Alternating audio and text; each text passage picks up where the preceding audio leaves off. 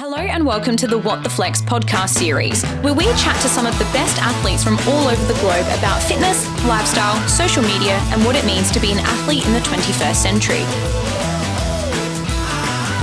So firstly, Chayse, thank you so much for coming onto the show with us today. It's such a pleasure to have you here at Ryderwear and Push HQ. Well, it's good to be back. It's been a little while, actually. Yes. It's been a little while. Haven't seen your face here for a while. Yes, it's good to catch up with everyone again. Taz, Josh, Georgia. She's my Adelaide mum. Yes. So when I come to Adelaide, she looks after me. She makes sure I'm safe. I get my Uber trips and my airport. I get to the airport safely, so she's good like that. Fantastic. So I call her my Adelaide mum. Good to know that you're getting looked after here. Yeah, definitely. She's my favourite. Great. So I just want to start off with you and your fitness journey and I guess your career as a whole. What has that looked like for you, I guess maybe from the beginning and right up until like you and I speaking? Okay, so for me, that's a big question. Absolutely. Where do we start? Let's start broad. Okay.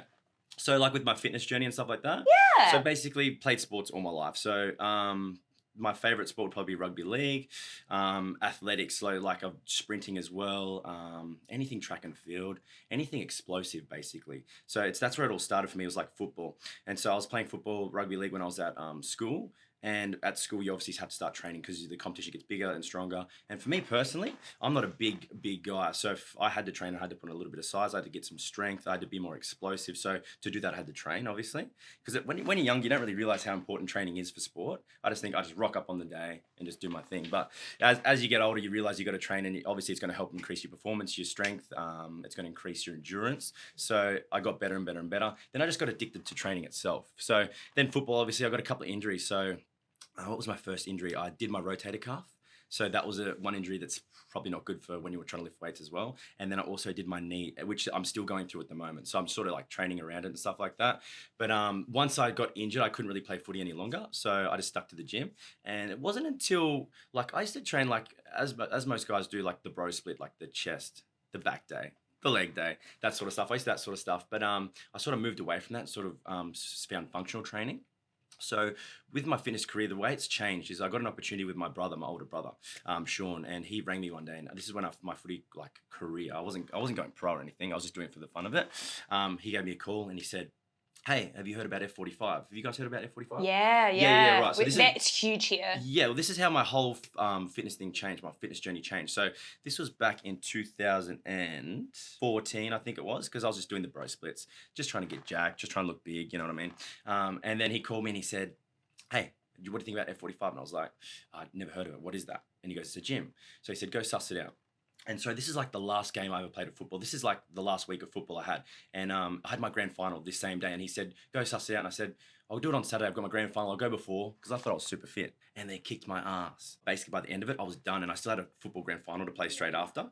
So it was like a big eye-opener. Like when I finished that workout, I was like, holy shit, like that was harder than any game of football. That was harder than anything I've ever done. So I went and played football after that. We won the grand final. Congratulations. So, yes, that was pretty cool. So that was my last ever game. And then after that, I realized, man, I'm really not that fit.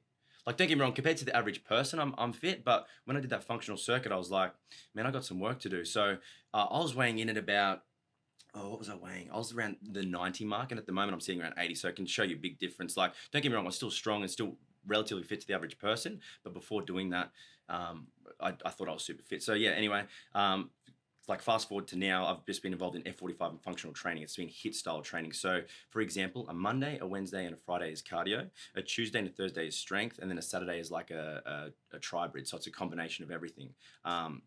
So it's cardio, agility and strength, so Saturday. And then Sunday can be whatever. So with that style of training, I sort of learned that you don't have to do chest day.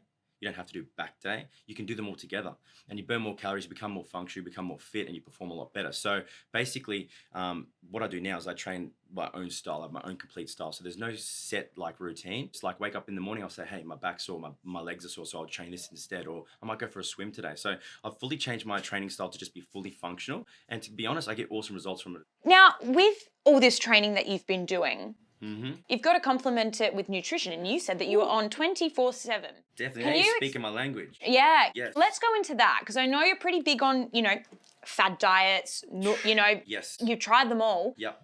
Can you talk to me, I guess, through that? What has worked for you, what hasn't, and any sort of tips and tricks? Definitely. Well, you know what's funny? I wish we had this microphone in the car on the way here, because me and the Uber driver were just going at this. Like, because he was talking to me about dieting and this and that and training and stuff. And obviously tell everyone my life story when I'm with him. I like to chat. As you can probably tell with this podcast, I like to chat. It's great. Now, when you speak of dieting, like, training is obviously very important, but dieting to me is everything. Like, you can not train and have a good diet and still look decent. You know what I mean? Training is obviously going to enhance that look. But what I can recommend is anyone training, don't ever try to out-train a bad diet. That's impossible. So for example, like if you go to the gym and you train, say, legs, and everyone thinks that leg day you burn more calories, which you probably do because it's a bigger muscle group and it's quite intense. People think they can get away with eating whatever they want after that training session because they've gone hard. But it's not true. Like, at the most people are burning like anywhere between depending, females are less, but guys, 500 to 1,000 calories per session. And then they'll go eat 1,500 calories straight after the training session, and then they've got the rest of the day to go as well. So by then you're already sitting around, say the end of the day, they're roughly around 3, 4, 5,000, maybe even calories, and they think they've earned it, but you haven't. Nutrition is everything. So really, I didn't realize how important nutrition was until I put it into place properly and started counting my macros. I'm a big believer in counting macros. I'm not a big believer in if it fits your macros. Have you heard of that? Yeah. Because I was gonna elaborate on that, quiz you because on that. yeah, so I've done that as well. I've tried it all. And at the end of the day, like, calories in versus calories out. Macronutrients are very important too, but don't forget about your vitamins and minerals. That's a massive thing people forget about. So like when I'm dieting, I'm trying to make sure I get like my fiber, and I'm trying to get my vitamins, all my vitamins in. I'm trying to get my iron. I'm trying to get all those bits and pieces. With the if it fits your macro sort of thing, people are just going, oh, I can fit some chocolate in here because I got this much fat and this much carb left over, and I'll just have a protein shake to make up for the protein that I'm missing out on, rather than having something, like, don't get me wrong, protein's important, but you want to get it from a good source rather than just powders all the time. You can't live off protein powder. The human body is resilient. I take that back. You can live off it. You can survive, but it's not optimal, is it? And for me now, the way I train for performance. So if I want to perform, my diet has to be on point. If I have a bad meal, man, I notice it straight away. Because they believe, I don't know personally, but they believe they've cured cancers and stuff with food. Like, they've done crazy things. And I sort of believe it. Like, I believe there's definitely possible you can do things like that. Man, I know what I feel like. Like, if I, like, for example, like last night, I flew in late. I landed and got to the hotel, and I was like, what am I going to do for food? My thing lately is I buy frozen blueberries, pineapple, and then I get fresh watermelon as well. And I just like eating that, like, in bulk. Like, obviously you can only have so much because fructose levels and carb levels and whatever, but that's my thing. That's my go-to. That's my treat normally, but I thought I'd have some Halo Top 2 on the side. What else did I get? I also got some Cliff bars I brought with me today, and like, yeah, so it was a pretty basic little thing. I went back up to the hotel and just had that, and then did a workout as well. So, and then I had my Halo Top after. So that was like my reward for after training. And yesterday I woke up at 4 because I'm a PT, I'm a group trainer, fitness instructor. So I was working from 4 till about 10 a.m. And when I say working from 4 a.m. till 10 a.m., people go, oh, that's nothing. Like, but when you're in a group training environment, I'm 110% for that whole 6 hours. You mentioned something that I'm really interested to hear. You said when you're doing your group classes or your personal training, you want to get the best out of people. Yes. How do you do that? Okay, so you got to find out, first of all, like, what I've found over the years, because I've been in the fitness industry for pretty much 10 years now, and I find you've got to find out, like, what they're training for, and if they don't have a reason, then they need one. Because I've been that person that's just trained for no reason. Obviously everyone wants to look good, but you've got to have more than that, you know what I mean? Like, I still train to look good, obviously, but there's other things around that. So first of all, to get the best out of someone, you need to find out why they're there. So with my clients, I see a lot of clients too, like, I can see anywhere between 30 to 100 clients a day. So because it's group training environments, obviously not like very, very personal, but I try to keep it as personal as possible. So I'll go and talk to people, see how they're going with their injuries, see how they're going with their goals, see what they're up to. Some people have been in a bad mood and ask why, find out. But the best way to get the best out of someone is to find out their why, and then you work on that. So basically, for example, I've got a lady that's training. Her name's Claire. She's a really close client of mine in the gym, and she's got a wrist injury. She's had surgery. She's had non-stop injuries. Like, she did her ankle in the gym as well. So I find out, like, because she keeps coming back, and she's like, functional training and F45 style training is very demanding, and it's a full body workout. You never know what exercise you're going to get.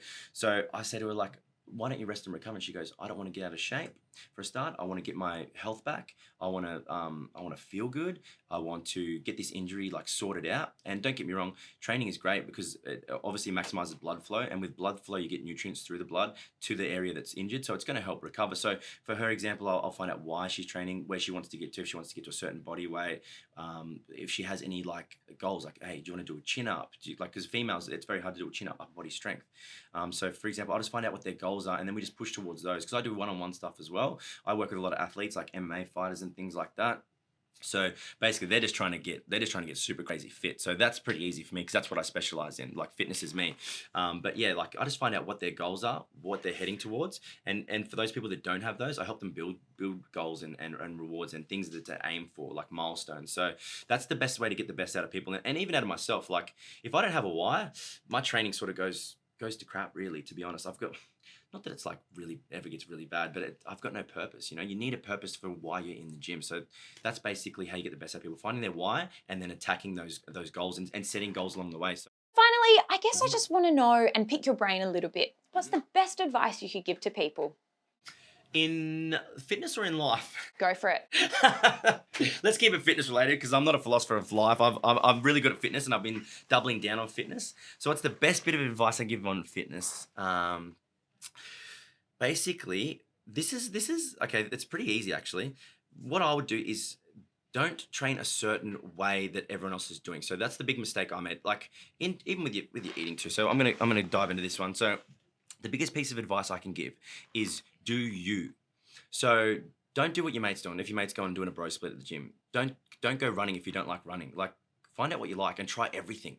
Like don't ever get caught on just gym because fitness is so broad. Fitness is walking. Fitness is boxing. Fitness is yoga.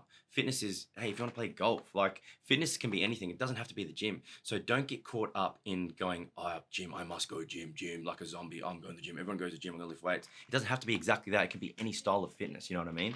So my thing is try all these things. Try everything. Even if you're a guy and you don't like yoga and you're embarrassed to go to yoga, try that and see if you like, because you might be really surprised. I used to be that guy that was like, I'm not going to yoga. Like, I don't stretch. I don't do this. I don't do that. I've never been happier. Like, I do everything now. So I'd recommend my biggest piece of advice to anyone starting out or that's even still in the fitness industry, has been there for a while.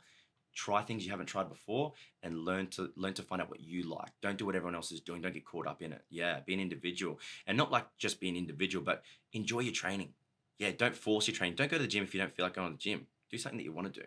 So that's bike riding even, like, you know what I mean? It's hiking, things like that. So that's my biggest piece of advice. And that's one thing I've learned over the years is do what you enjoy. Don't force it.